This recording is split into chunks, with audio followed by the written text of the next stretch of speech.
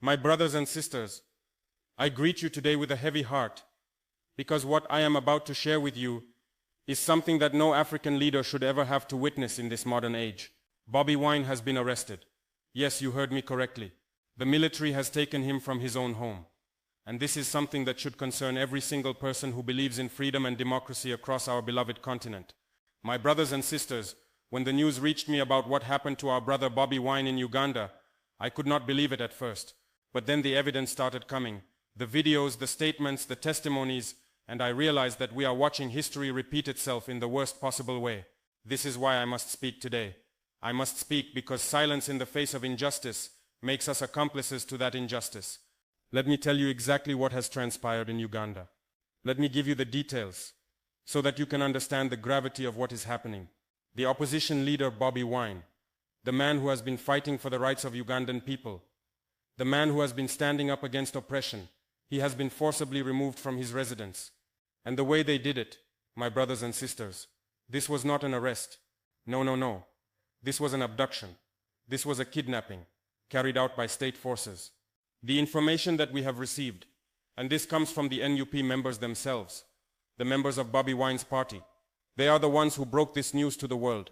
According to the statement that has been shared widely on social media platforms, especially on X, the security operatives who were deployed at Bobi Wine's residence in Majer, they did something very shocking. They cut off the electricity supply to his home. Think about that for a moment. Why would you cut the electricity?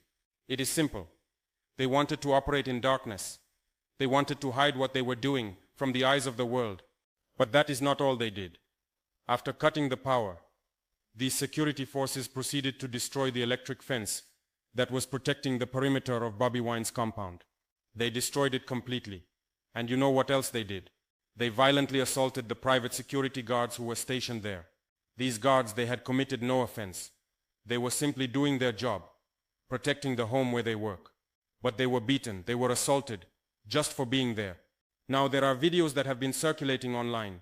If you go and check on your social media, you will see a video showing a helicopter hovering in the area. This helicopter, my brothers and sisters, people believe it is the one that was used to carry Bobi Wine away. An army helicopter landing in a civilian's compound to take him to an unknown destination. Can you imagine this? In which democratic country does this happen? Even before this abduction took place, there was already heavy surveillance on Bobi Wine. There was a drone, yes, a military drone, that was constantly flying above his residence. This drone has been there since Bobi Wine came back from the campaign trail. Every day, every night. This drone was watching him, monitoring his movements, tracking everything he does. This is the kind of intimidation that our brother has been facing. Why is the military doing this? The answer is very clear, my brothers and sisters. Bobi Wine has been speaking the truth. He has been telling the people that the results which are being announced by the electoral body are not legitimate. According to Bobi Wine, these results are not the correct results. He has been saying that the results are doctored, that they have been manipulated. And this message, this truth that he has been speaking, this is what has angered those in power. This is why the military decided to move in and remove him from his home. There is something else I must tell you. The reports are saying that 10 people have died. 10 lives have been lost during this post-election period. These developments are happening at the same time that the electoral body is still compiling results and sharing them bit by bit. The Electoral Commission had announced that on the 17th of January 2026 they would unveil the president based on the results that would have been tabulated. But now, with Bobi Wine in custody, what kind of announcement are we expecting? Let me read to you what the NUP statement says about this matter. They are calling this an abduction, and I agree with them completely. The manner in which Bobi Wine was taken from his home, this cannot be called an arrest. The statement says that an army helicopter landed in Bobi Wine's compound and forcibly took him away to an unknown destination. The regime's security operatives who were deployed at his residence deliberately cut off the electricity supply to the home and destroyed the electric fence along the perimeter. The private security guards were fatally assaulted despite having committed no offense. This development, my brothers and sisters, it comes amid a very tense post-election environment in Uganda. And you know what is interesting? President Museveni, he is playing it cool. He is playing his cards very well. He is acting like the Mr. Cool guy. You cannot even pin anything on him directly because he is clever. He is not responding to these issues himself. Why? Because the Chief of Defense Forces, the CDF, This is his son. His own son is the one calling the shots here. The command structure of the military, you understand. The CDF is the one who is heading it. And this is where the problem lies. There is no way that the CDF is going to allow Bobi Wine to win this election. Why? Because if Bobi Wine wins, it means that the CDF will not be able to succeed his father. Think about it. His father is currently the president of the Republic of Uganda, though technically he is now a presidential candidate because of the elections. Uganda in this transition period doesn't have an official president, but of course Museveni still holds the powers. He is the one who is supposed to hand over power to whoever wins. But if Bobi Wine wins, what happens to the plan for the son to take over? This is why the military has moved with such speed to arrest Bobi Wine.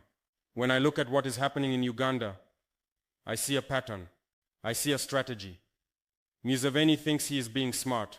Let me give you an example from our neighborhood. Look at what happened in Tanzania. In Tanzania, the main threat to Samia Suluhu was the opposition leader Tundu Lissu. So what did they do? They took Tundu Lissu and put some trumped-up charges on him. Now he is still in prison, battling with that case. But Museveni, he decided to do things differently. He allowed Bobi Wine to campaign. He let him move around, but he tried to curtail Bobi Wine's movements through military deployment. He surrounded him with security. He monitored him with drones. He intimidated him at every turn. And now, while the results are still trickling in, while they are still being tabulated, Bobi Wine has been abducted. Here is what concerns me the most. My brothers and sisters, the information we are receiving suggests that Bobi Wine will be kept in custody until the electoral chairman announces the winner. Now think about this very carefully. If the military is taking Bobi Wine into custody before the results are announced, and then let's say by some chance Bobi Wine wins, what is going to happen? They have already taken him. They have already put him in detention. Will they release him to become president? Do you think they will do that? This is a very, very concerning situation. It is as if the military knows very well that Bobi Wine is not going to be announced as the winner. They have already made sure of that. They would rather abduct him, arrest him, put him in some unknown destination, because at the end of the day, according to their plan, he is not going to be the president anyway. But my brothers and sisters, what if Bobi Wine actually wins? What if the will of the people is so strong that even with all the manipulation, even with all the rigging, Bobi Wine still emerges as the winner? If Bobi Wine wins and they are keeping him in custody, it means that the military will have indirectly initiated a coup. Think about it. The people vote for Bobi Wine. He wins, but the military refuses to release him. They refuse to let him take power, and then they install whoever they want as president. Is that not a coup? Is that not a military takeover? This is why I, Ibrahim Traoré, I am speaking today. I am calling on President Museveni to release Bobi Wine immediately. Release him now. Release him without any conditions. The people of Uganda have spoken. They have gone to the polls. They have cast their votes. You cannot arrest the leader that they have chosen and then claim that you are running a democracy. My brothers and sisters, we in Africa, we have suffered too much under dictatorships. We have seen too many leaders who refuse to leave power. We have watched as our fathers and grandfathers fought for independence, only for us to replace colonial masters with African dictators who are even worse. How long are we going to continue like this? How long are we going to accept that our leaders can use the military to silence opposition voices? I want to speak directly to President Museveni now. Mr. President, you have been in power for many years. You have had your time to lead Uganda. The young people of Uganda, they are asking for change. They are not saying that you are a bad person. They are not saying that you did not contribute to Uganda, but they are saying that it is time for a new generation to take over. Why are you afraid of that? Why are you using the military to hold on to power? Release Bobi Wine immediately. Let him go back to his home. Let him be with his family. If you believe that you have won this election fairly, then you have nothing to fear from Bobi Wine. Let him speak. Let him contest the results through the proper legal channels if he wants to. But you cannot keep him in detention. You cannot hide him in some unknown location. The eyes of the world are watching Uganda right now. The eyes of Africa are watching. We are all seeing what is happening. And I want to tell you, Mr. President, that history will judge you based on what you do in these coming days. Will you be remembered as a leader who respected democracy? Or will you be remembered as someone who used military force to cling to power? I also want to speak to the military leadership in Uganda, especially to the Chief of Defense Forces. You are a soldier.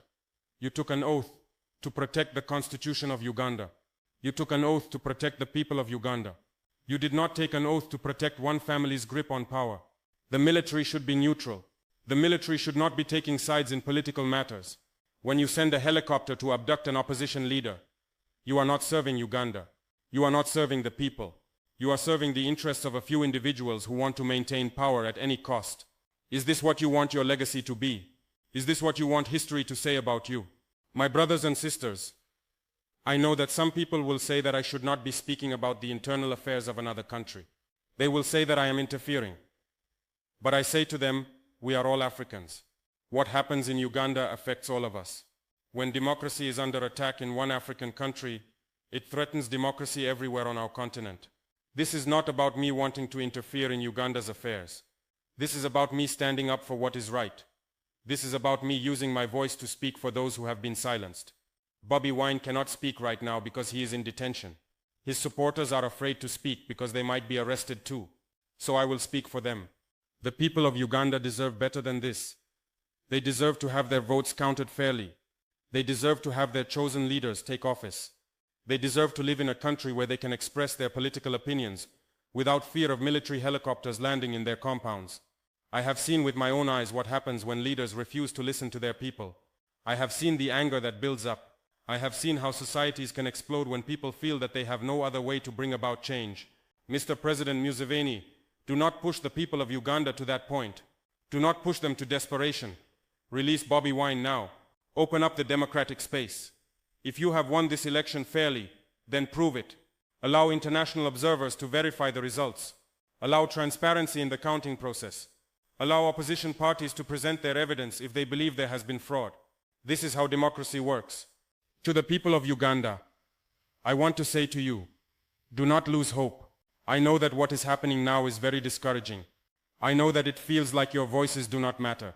But I want you to know that the world is watching. Africa is watching. We see you, we hear you. We stand with you in your struggle for democracy and freedom. Continue to demand your rights peacefully. Continue to speak the truth. Continue to support your leaders who are fighting for change. But do it peacefully. Do not give those who want to maintain power an excuse to use more violence against you. My brothers and sisters across Africa, this situation in Uganda should be a lesson to all of us. We must stand together against any form of dictatorship on our continent. We must support each other in our struggles for democracy. When we see injustice happening in one country, we cannot just look away and say it is not our problem. The Africa that we want to build, the Africa that our young people deserve, it is an Africa where democracy is respected. It is an Africa where leaders understand that power belongs to the people, not to individuals or families. It is an Africa where the military serves the constitution and the people, not politicians. I am calling on the African Union. I am calling on ECOWAS. I am calling on all regional bodies. I am calling on all African leaders who believe in democracy. Let us speak with one voice. Let us tell President Museveni that what is happening in Uganda is not acceptable. Let us demand the immediate release of Bobi Wine. The time for silence is over. The time for looking the other way is over. We must stand up for what is right, even when it is difficult. We must defend democracy, even when it is inconvenient. Because if we do not defend democracy in Uganda today, tomorrow it might be our own countries facing the same situation. I want to end by saying this directly to President Museveni one more time. Mr. President, release Bobi Wine immediately. You have nothing to gain by keeping him in detention. You have everything to lose. Your legacy, your place in history, the future of Uganda, all of this is at stake. Do the right thing. Show the world that you respect democracy. Show the people of Uganda that you respect their will. Release Bobi Wine now and let the democratic process take its course. This is not just about one man. This is about the future of Uganda. This is about the future of democracy in Africa. My brothers and sisters, I thank you for listening to me today. I know I have spoken for long, but this matter is too important to be brief about. The situation in Uganda requires all of us to pay attention. It requires all of us to speak up. It requires all of us to demand better for our African brothers and sisters. Let us continue to pray for Uganda. Let us continue to stand with the people of Uganda in their struggle for democracy. And let us continue to demand the immediate and unconditional release of Bobi Wine. Thank you, and may God bless Africa.